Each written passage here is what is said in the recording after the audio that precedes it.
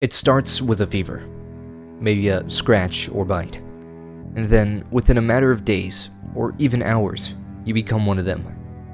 A walking corpse, a threat to the living. But what exactly is the Knox Infection? Is it purely fiction, or is it something that could exist in our world? Could it be based on a real virus, or at least something close to one? In this video, we're going to explore what the Knox Infection really is. We'll break down the symptoms, find its origins in-game, and compare it to real-world diseases to determine how it would likely be classified by health authorities like the CDC and the WHO. To begin, let's take a look at what this virus does to the human body. The Knox Infection is a highly contagious disease that only affects humans. And once symptoms begin, there is no cure, no treatment, and no survival. The result is always death, followed by reanimation. The timeline of symptoms is terrifyingly fast. From day 0 to day 1, you experience symptoms similar to the flu: a high fever, nausea, fatigue, and an increasing sense of stress. By day 2, things worsen dramatically. Your body begins to shut down, and any remaining strength fades. And by day 3, death is inevitable. Reanimation usually occurs shortly after, though it can take anywhere from minutes to hours. As for how it spreads, the virus is initially passed through bites and scratches, as well as saliva. But later, it mutates and becomes airborne, turning a dangerous situation into a global catastrophe. Now, within the world of Project Zomboid, there are many theories about the infection's origins. Some think it to be a prion-based illness, something like mad cow disease. Others believe it's a result of military experimentation. Some even point to contaminated food sources like Spiffos fast food, and of course, there's a possibility that there was a natural animal-to-human transmission event. One popular in-game theory comes from Professor Peter Ensley, who suggests it might be similar to something like a prion disease. But, as we'll see later, that theory doesn't hold up under scientific scrutiny. So how does the Knox Infection stack up against real-world diseases? Let's start with the viral hemorrhagic fevers like Ebola and Marburg. These diseases cause sudden high fevers, internal bleeding, and organ failure. They're spread through contact with bodily fluids and have a high mortality rate. Sound familiar? Then there's rabies, a terrifying virus that affects the nervous system, causing aggression, hallucinations, and extreme behavior. It's transmitted through bites, and once symptoms begin, it's almost always fatal.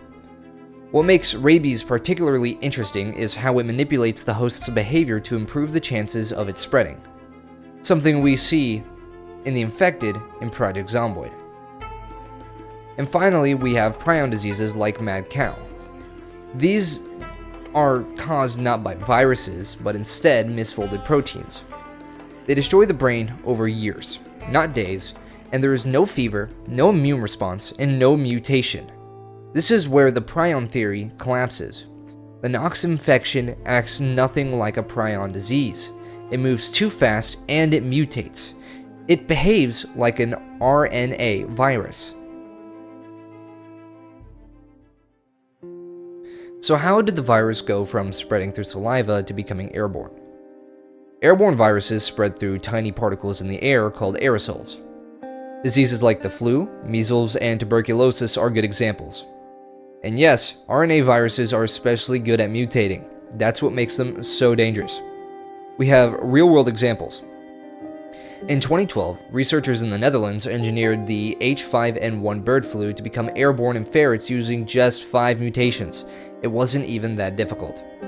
In the case of the Knox Infection, it doesn't seem to have been engineered to become airborne in a lab.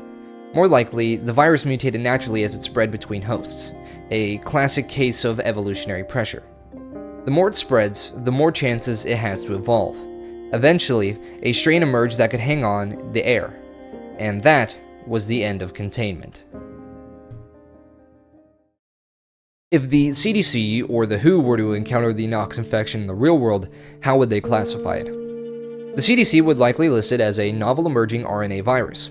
It fits characteristics similar to a hemorrhagic fever, as well as neurological viruses like rabies. It would immediately be classified as a biosafety level 4 pathogen, the highest level of containment. alongside Ebola and smallpox. It would also likely receive a ICD-10 classification under multiple codes.